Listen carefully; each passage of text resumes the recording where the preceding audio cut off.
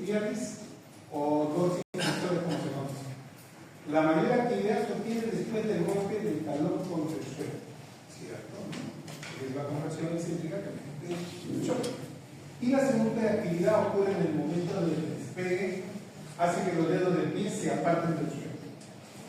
Dos participaciones, una actividad concéntrica, excéntrica y la otra concéntrica. ¿Verdad? Una parálisis o debilidad produce el choque de la parte anterior del pie contra el suelo y una caída del pie en el balanceo. No solamente sufre el no controlar la caída del pie, sino que a la hora de que hacemos el balanceo, el pie va a estar caído y podría arrastrar durante la fase de balanceo. Repita. Se empleará una excesiva flexión de cadera y rodilla para compensar la caída. Entonces, si tengo esto y no quiero ponerme el ortético, que me mantenga el pie en 90 grados, que se llama monopé, tenemos que levantar más cadera y más rodilla para evitar que el arrastre de la punta del pie. Miren cómo camina el paciente con Guillain-Barré. Y va a ser una flexión excesiva. Y ya miren que me trabaja ya como parado lumbar, porque me está elevando la cadera.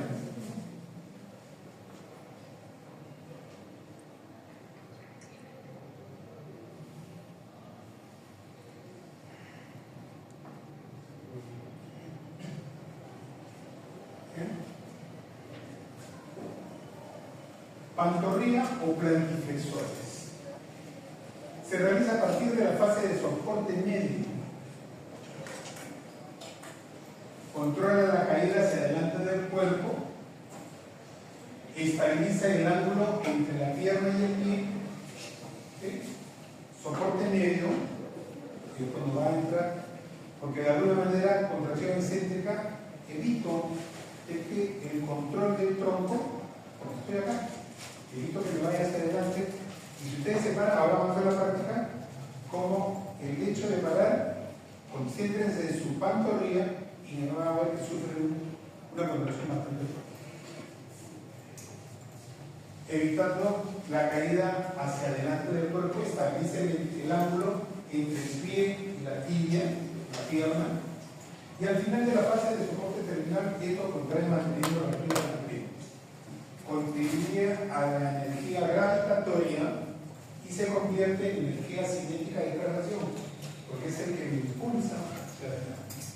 ¿Sí?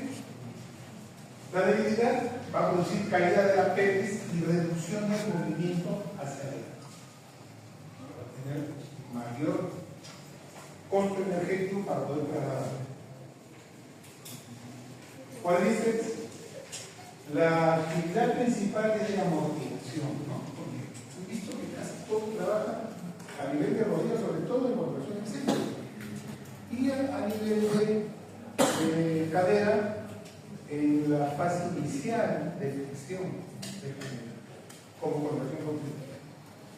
Cuando hay parálisis a la extensión de rodilla es compensada por una flexión de tronco y cadera, impulsando hacia atrás el músculo, la parte distal, y como consecuencia la rodilla.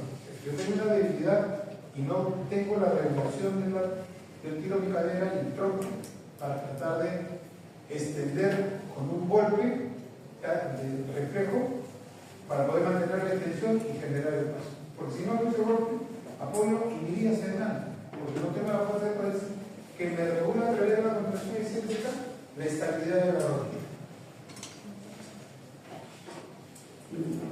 Algunos pacientes logran este objetivo presionando discretamente el muslo con la mano del cuchillo. Sobre todo hay muchos pacientes con poliomelitis. De acuerdo, afectaba mucho a los pacientes. Era el punto más sentía que producía debilidad. Todo paciente con polio paraba con la mano bolsa porque daba y luego se impulsaban las rodillas atrás. Para que no sea tan aparatoso el movimiento de cadera y el tronco atrás para impulsar la rodilla todo el fémur hacia atrás. Eso. ¿Okay? Tendón de la corva o isquiotibiales en el cuerpo. Su actividad produce se produce antes del golpe del talón contra el piso, al fin de la fase de balanceo terminal y desacelera. Fase de balanceo final todavía no ha llegado, pero el golpe de la rodilla, el torque de extensor que genera, hay que frenarlo, y son los isquiotibiales regulando la desaceleración. Luego del golpe del talón actúan como extensor de cadera, impidiendo que la pelvis y el tronco se flexionen hacia adelante. Ayudan al glúteo mayor, traccionándolo para evitar la caída del tronco en actitud flexora por el torque que se genera. Al comienzo de la fase de apoyo se refuerza y son asumidas por la actividad del glúteo mayor. Glúteo mayor, realmente, nunca he visto un paciente con parálisis del glúteo mayor.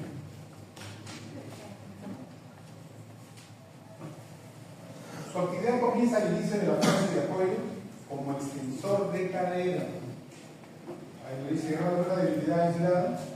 Realmente cuando hay problemas de columna es bilateral. Si es bilateral, sí voy a tener serios problemas porque no tengo el extensor de cadera por la regulación de la extensión de cadera, por los torques flexores que generan la cadera en el ciclo de la marcha a nivel de cadera. Se caracteriza por una construcción anterior de la cadera afectada después de que el talón golpea el suelo. Produce un impulso hacia atrás del tronco para contrarrestar la construcción anterior, manteniendo el centro de masa por detrás de la construcción. Por eso,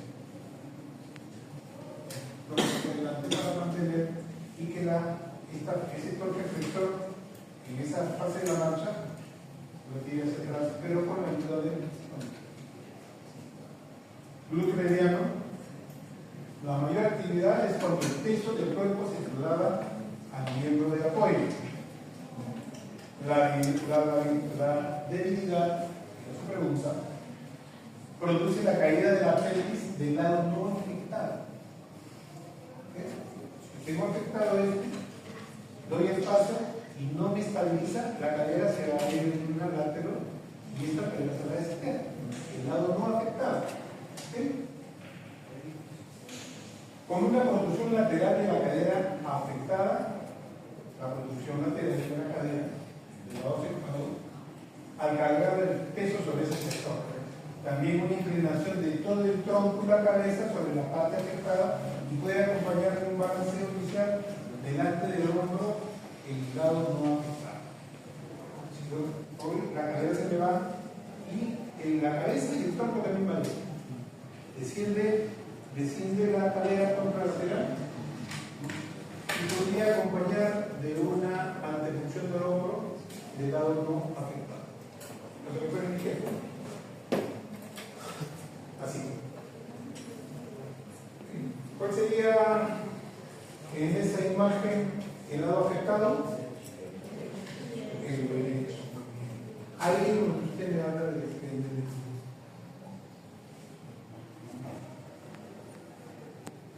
Aductores de cadera, la actividad principal es durante la fase inicial de balanceo. Produce rotación externa del fémur.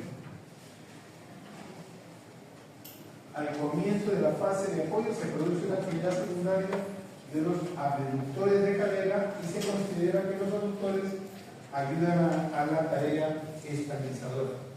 Entonces, mucho tiene que ver el glúteo medio con los aductores para estabilizar la cadera durante la fase de apoyo total o apoyo total. Bien, ahora sí vamos a hacer un análisis de la marcha. ¿Cómo es que puedo evaluar yo la marcha? Ya tenemos claro cuáles son las fases, cuáles son los parámetros, cuáles son las condiciones que debe tener una persona para poder caminar normalmente, ¿no? Ahora, me viene un paciente con una alteración en la marcha y yo quiero analizar qué problema tiene. Para empezar, tienen que tener un conocimiento adecuado de los principios de la mecánica en la marcha normal y sus variantes patológicas. Debemos estar empapados de acuerdo a ciertas patologías. Vamos a tener algunas características de rangos articulares, de fuerza muscular, de sensibilidad, que me podrían estar presentando alteración en la marcha. Entonces tenemos que tener el conocimiento de la marcha normal y sus variantes fisiológicas a través de algunas patologías.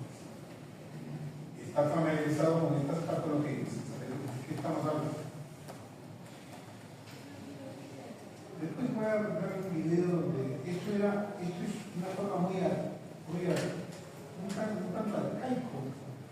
Todavía, a pesar que tenemos las cámaras de video, las cámaras fotográficas, tenemos los sensores en pie, pero todo esto ha evolucionado y más adelante lo vamos a encontrar. Esto ya es otra cosa, ¿no? Donde ya colocan electrodos en algunos grupos musculares para ver cómo trabaja. Inclusive ahora ya se ve a través de unas gráficas y miden la longitud del paso, la longitud de zancada, miden el ángulo de la articulación de acuerdo a la fase que se da. Los criterios a considerar de la marcha en el examen son: primero, hay que caminar y demostrar la marcha varias veces. Señor, vaya a la puerta, va y viene, pero tienen que tratar de sacarlo de que él sabe que lo están mirando. Y hemos dicho, todos nosotros cuando saben que lo están mirando, va a ir otra marcha. Como que nos relacionamos, nos ponemos medio nerviosos, o mejoramos nuestra marcha, aumentamos el despliegue, sacamos pecho, metemos la barriga, y todo eso lo sacan del cuadro de su patrón de marcha. Es una marcha diferente. Entonces, hay que hacerlo de caminar varias veces.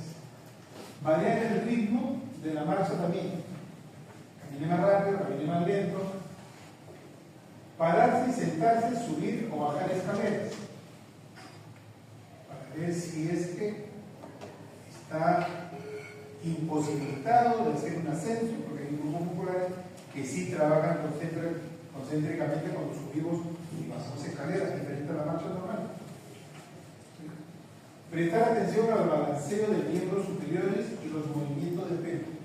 Hemos dicho que esto es importante, son determinantes de la marcha, determinantes del centro de gravedad.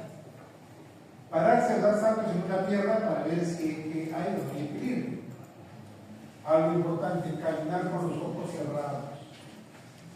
Muchas pruebas laberínticas se ven afectadas cuando uno está, o de lo contrario, nos ayuda la sensibilidad proprioceptiva. Parte de la actividad proprioceptiva, no voy a tener una buena orientación y voy a saber por utilizando. El mirar influye mucho en la marcha. Evaluar la fuerza muscular, caminar de puntas o de talones y que baje escaleras. Todo esto, estos criterios a considerar, es para poder, es como la examinación de un paciente, que me va a ayudar qué es lo que voy a evaluar. Porque yo tiene pacientes, ¿saben qué? Me mandó para terapia física y necesito que me evalúe eso. No voy a evaluar todos los ramos articulares, todos los músculos de la fuerza muscular, no está bien. Esto me va a servir para tener una idea de qué parte o qué segmento del cuerpo está fallando para poder evaluar y sea más corto mi evaluación. Entonces, una vez que tengo esto, recién voy a hacer una medición de la longitud de extremidades. Puedo tener una pierna más corta y eso me va a dar una claudicación y una alteración y a futuro problemas de columna, escoliosis, hiperlordosis. Mucho tiene que ver la longitud de las piernas. Normalmente a ustedes les han enseñado a través de las referencias anatómicas, los relieves óseos, medir las piernas, ¿no? El ilíaca, los cóndilos, los malleolos, pero a veces las personas es difícil tocar relieves y de todas maneras una persona puede tener de 4 a 5 milímetros de diferencia de piernas. Y seguramente si hacemos un análisis de todos ustedes, más del 80% tiene un acortamiento. Y seguramente 2 milímetros, 1 milímetro, 4 milímetros. Pero cuando excede los 5 milímetros, estamos hablando de una afinada. Con la edad y con el desgaste, no el desgaste, sino la deshidratación de los discos, disminuye los espacios intervertebrales. Y la flexibilidad de la columna se va a ver afectada por el tren de Lembour que se forma, porque tengo una pierna más corta. Entonces, hay una manera más fácil y rápida y exacta de hacer la medición de miembros inferiores. Pidan una mesuración de miembros inferiores. ¿Y qué es eso? Es pedirle al paciente que se tome una radiografía de pie y en la misma placa que le tomen, cuando hablan, indica una mesuración, el radiólogo ya sabe qué hace. Y le toman 12 centímetros o 15 de lo que es la articulación coxofemoral, en la misma placa, bajan el poco y vuelven a tomarle la articulación de rodilla y 10 centímetros o 15 articulación de rodilla. A mí no me interesa el tamaño de la diátesis, me interesan las articulaciones, porque si yo tengo la articulación de cadera con la rodilla en la línea media, debe ser una igual que la otra, y de la rodilla al tobillo igual. Y van a ver ustedes, si tomaran en algún momento, que a veces su fémur es más largo, la tibia es más corta, y a veces hay compensaciones, pero no totalmente similares. Pero lo cierto es que esto sí me da una medida exacta de la patología. Y cuando indiquen alguna plantilla ortopédica, se tiene encontrado hasta centímetros y medio, 15 milímetros de diferencia. Es bastante. Y la solución es bien fácil, una plantilla ortopédica. Pues no le vamos a estirar la pierna ni coger la otra. Ni siquiera un zapato ortopédico, una plantilla ortopédica es suficiente para poder compensar. Verificar los rangos articulares del movimiento. Si veo que con una pierna me hace los 60 grados, 50, 60 grados y la otra solamente 20, 30, debe haber algún problema articular. Hacer una evaluación de los rangos articulares. Hacer un test muscular o funcional. El test muscular es músculo por músculo y el test funcional significa por movimiento. Lo que hemos hecho de evaluación muscular es por movimiento. Evaluar y localizar si hubiera dolor o molestias. Si hubiera alguna alteración sensitiva, cualquiera que sea, evaluar y ver qué es lo que está pasando. Realizar un minucioso examen neurológico. Ver reflejos osteotendinosos para ver si es que hay hiperreflexia o no hay. Ver si cómo está la sensibilidad, proprioceptiva, estereoceptiva, cómo están la piel.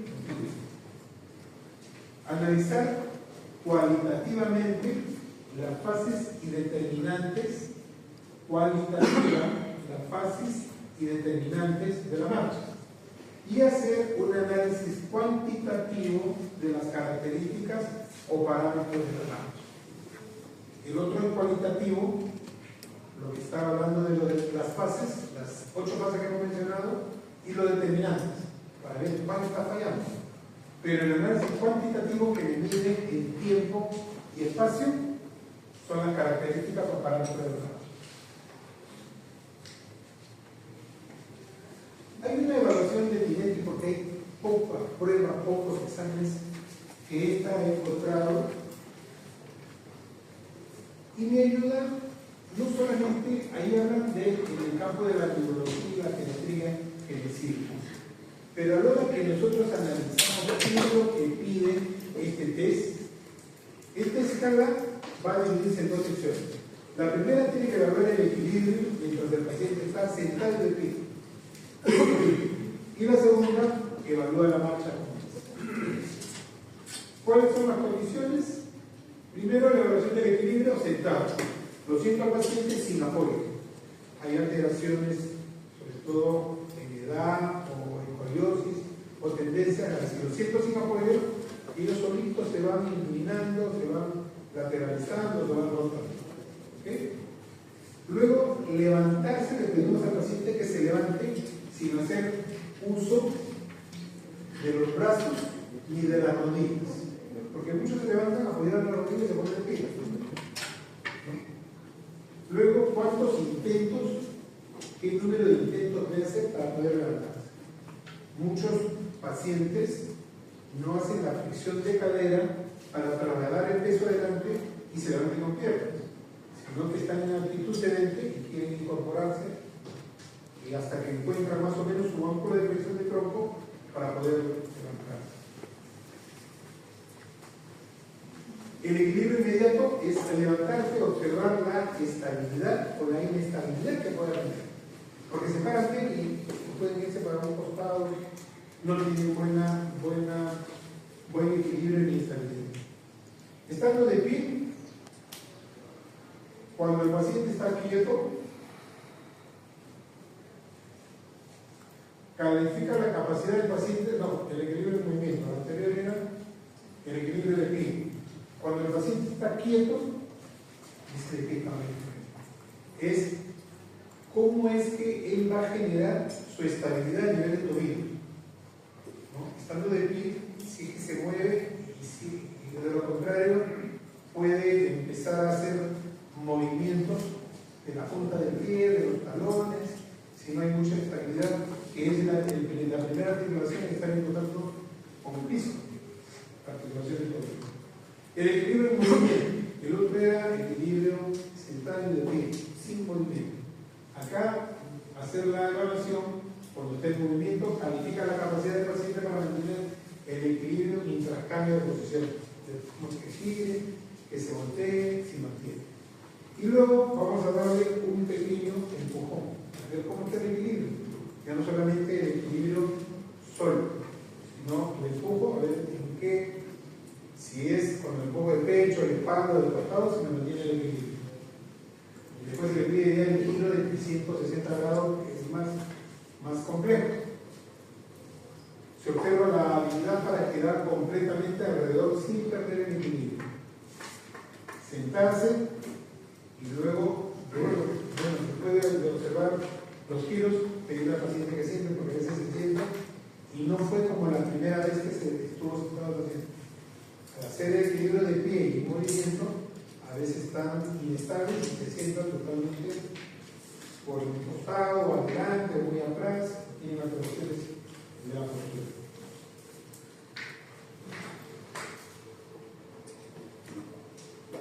La evaluación de la marcha, que es la otra fase. Al inicio de la marcha, ¿cómo es que inicia la marcha? Si la longitud de su paso es cortita, o tiene intenciones de querer caminar, o no poder hacer el pie. Y eso se debe a muchos factores, porque el peso no hago la transferencia de carga hacia un costado para que el pie quede libre e iniciar la marcha. O de lo contrario, tengo problemas de la regulación del tobillo, en la rodilla, en fin.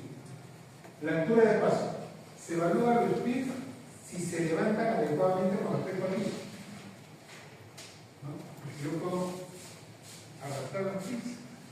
No estoy haciendo una buena flexión de cadera, no hago una buena flexión de rodilla y mantengo mi longitud del pie en mayor proporción. Y luego la simetría de paso. Comprueba si ambos pasos tienen la misma longitud y altura. Habíamos dicho de que la longitud del paso me va a marcar la claudicación. Si yo saco un pie, el pie derecho, digamos a 25 centímetros y el otro a 15, yo camino y van a notar ustedes que hay cierta claudicación. Si yo levanto más un pie, el otro menos, también. Entonces, tratar de medir y ver si es que tiene la misma longitud y altura de los pasos. La continuidad del paso evalúa la fluidez y la continuidad de la marcha, y la trayectoria si es que camina en una misma dirección, en una misma línea, o si se sale, no se sale, o si se desvía. Y por último, la base de sustentación, cómo está. Si tiene mucho ángulo de paso, si tiene mucho ancho de paso, o si su base de sustentación está muy pequeña, para tener menos equilibrio y estabilidad. El tronco también es necesario verlo durante la marcha, observarlo, si inclina hacia un lado más, o tiene más rotación, un hombro más que otro, y ir anotando. Los movimientos de los brazos también se evalúan, y estos se califica el balanceo natural del brazo durante la marcha. A mayor edad, menos flexión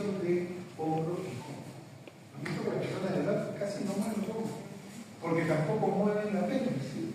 Tampoco hacen las rotaciones, porque los brazos, mueven los brazos, empiezan a cambiar. Eso sí hay participación de brazos, de los músculos. Y no deben hacer eso porque se cansan. Hemos dicho que en una marcha normal, la participación de la musculatura de los brazos es cero.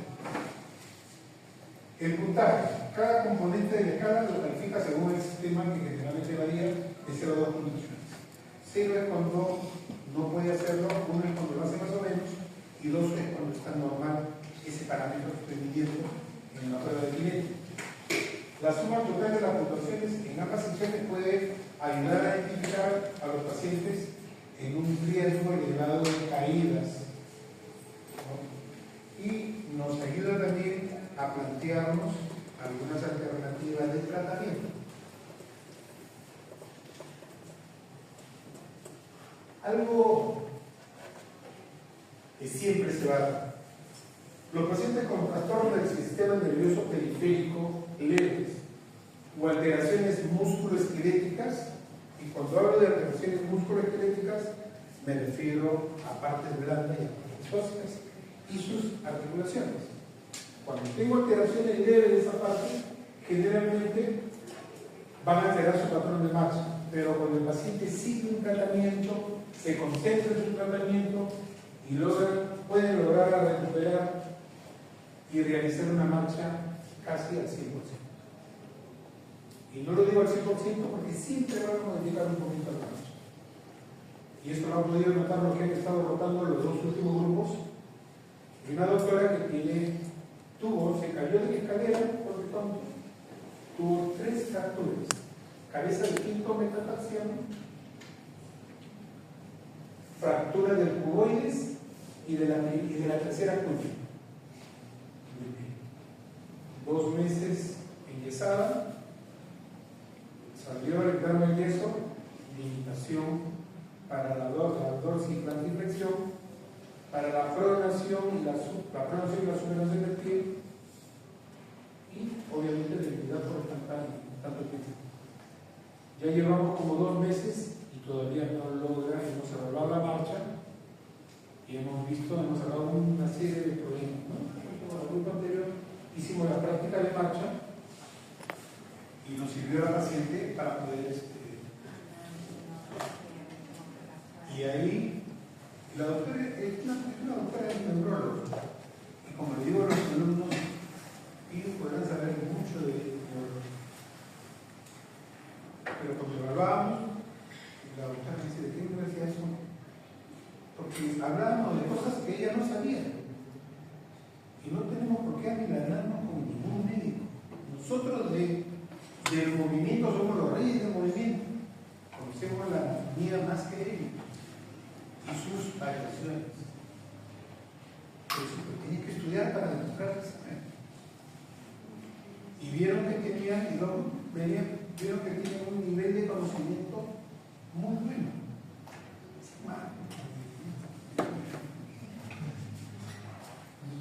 No, ya me lo 25. En cambio, los pacientes que presentan trastorno del sistema nervioso central sí van a quedar con alteraciones de la marcha, sobre todo los que presentan espasticidad, los que presentan ataxia o apotosis, los que tienen mioclonías, distonías, codeas, o los que presentan algún deterioro en el sistema sensitivo o en el sistema proprioceptivo y exteroceptivo. Siempre van a tener problemas en la marcha. Van a mejorar su capacidad funcional de traslado, pero no van a poder hacer una marcha. Porque el músculo tenemos fases de contracciones, de diferentes fases.